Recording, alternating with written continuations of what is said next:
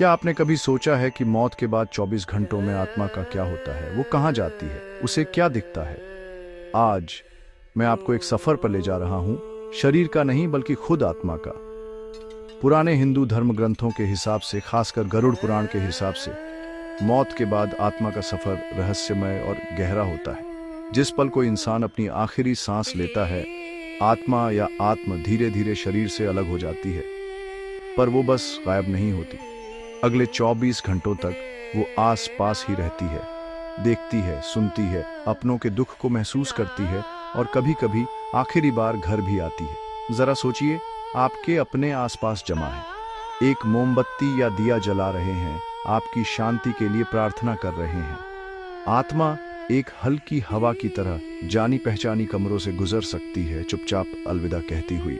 गरुड़ पुराण के हिसाब से आत्मा अपने ही अंतिम संस्कार को देखती है, परिवार के आंसुओं को और अपनी शांतिपूर्ण आगे की यात्रा के लिए की गई प्रार्थनाओं को। ये तरसने और आज़ादी दोनों का समय होता है। पर उन 24 घंटों के बाद क्या होता है? धर्म ग्रंथ कहते हैं कि एक सूक्ष्म रास्ता खुलता है, धुंध और रोशनी में नहाया हुआ रास्ता। आत्मा अनजानी ताकतों के इशारे पर यमलोक की ओर अपनी यात्रा शुरू करती है, जो यम मौत के देवता का इलाका है।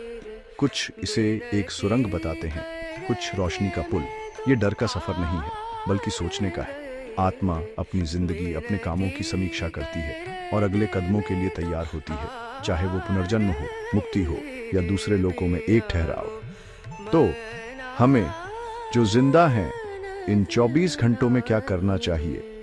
गरुड़ पुराण हमें सिखाता है कि हमें प्रार्थनाएं करनी चाहिए, मंत्र जपने चाहिए और बिछड़े हुए के लिए एक दीपक जलाना चाहिए। ये काम सिर्फ रस्में नहीं है, ये प्यार और उम्मीद के पुल हैं। हमारी प्रार्थनाएं आत्मा को शांति देती है, उसे आगे की यात्रा के लिए ताकत देती